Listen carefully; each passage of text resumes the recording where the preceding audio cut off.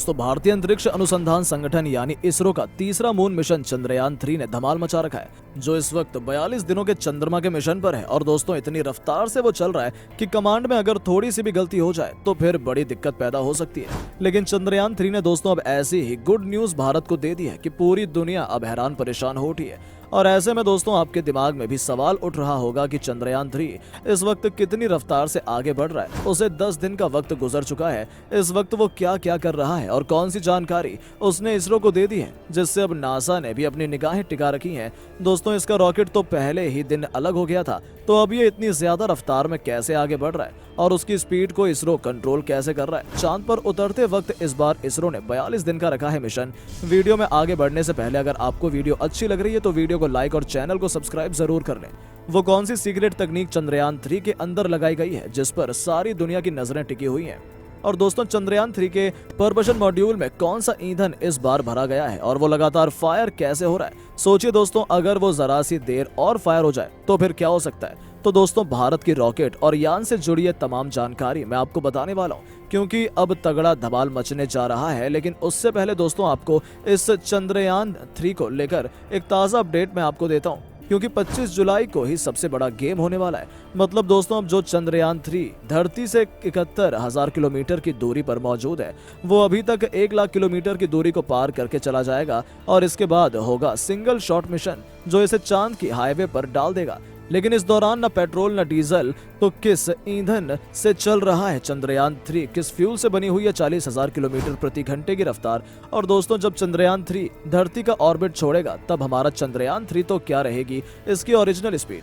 दोस्तों, इसरो जब भी कोई उपग्रह लॉन्च करता है तो सबसे पहले रॉकेट लॉन्च होता है, और जब धरती से एक खास दूरी पर यह पहुंच जाता है तो यह उपग्रह को छोड़ देता है और उससे अलग हो जाता है। सैटेलाइट कक्षा में रहता है, क्योंकि उसकी अभी अपनी गति भी मौजूद हो जाती है। रॉकेट से मिली ऊर्जा और इसे एक नई दिशा में आगे बढ़ाती रहती है। पृथ्वी का गुरुत्वाकर्षण इसे दूसरी दिशा में खींचता है। गुरुत्वाकर्षण और ये संतुलित सैटेलाइट को पृथ्वी के चारों ओर चक्कर लगाने में मदद करता है। दोस्तों, पृथ्वी के निकट परिक्रमा करने वाले उपग्रहों को पृथ्वी के गुरुत्वाकर्षण का खिंचाव महसूस होता है। इस दौरान इंटरनेशनल स्पेस स्टेशन में पृथ्वी के चारों ओर 400 किलोमीटर की हाइट पर परिक्रमा कर रहा होता है और इसकी स्पीड होती है 27,590 किलोमीटर प्रति घंटा। इसकी तुलना में ट्रैकिंग और रिले सैटेलाइट की बात करें तो ये सैटेलाइट करीब 35,400 किलोमीटर से ज्यादा ऊंचाई वाले ऑर्बिट में चक्कर लगाते हैं, वो भी अपनी उच्च कक्षा को बनाए रखने के लिए थोड़ी धीमी गति से, यानी कि 10,780 किलोमीटर प्रति घंटे की रफ्तार से चारों ओर चक्कर लगाते हैं। अब जो यान दूसरे ग्रहों पर जाते हैं उनकी पृथ्वी के गुरुत्वाकर्षण से पार पाने के लिए ज्यादा रफ्तार वाले रॉकेट्स की जरूरत महसूस होती है।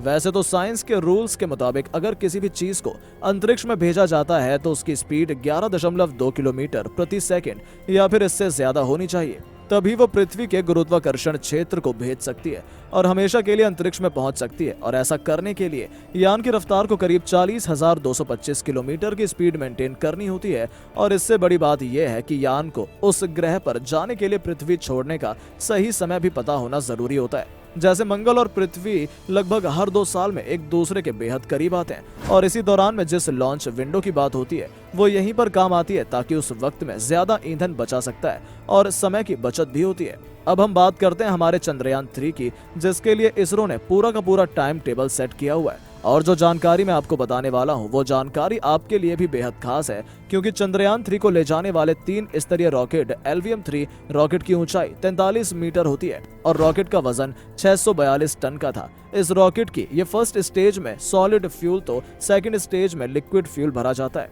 तो वहीं तीसरे और फाइनल स्टेज में CE-20 क्रायोजेनिक इंजन इस्तेमाल किया गया है, जिसमें लिक्विड हाइड्रोजन और लिक्विड ऑक्सीजन का यूज किया जाता है। और इन सबको मिलाकर के ही रॉकेट के टैंक की क्षमता 27,000 किलोग्राम से ज्यादा होती है।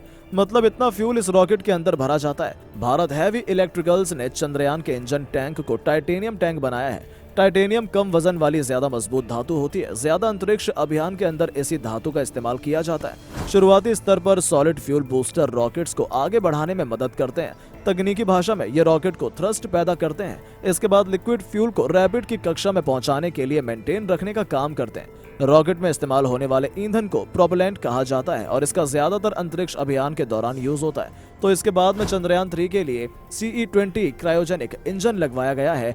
यह इंजन LVM-3 लॉन्च व्हीकल की क्रायोजेनिक अपर स्टेज को पावर देने का काम करता है। प्रभावशाली क्रायोजेनिक इंजन में हाईटेक सिस्टम लगाया गया है। ये रॉकेट को आगे बढ़ाने में मदद करता है। इसे रॉकेट के अपर स्टेज में लगाया जाता है। बड़ी बात यह है दोस्तों कि ये इंजन ने फ्यूल के लिए लिक्विड ऑक्सीजन और लिक्विड हाइड्रोजन का यूज करता है। आपको हमारी वीडियो कैसी लगी हमें कमेंट करके जरूर बताएं और ऐसी ही रोचक और मजेदार वीडियोस के लिए चैनल को सब्सक्राइब करना ना भूलें। धन्यवाद।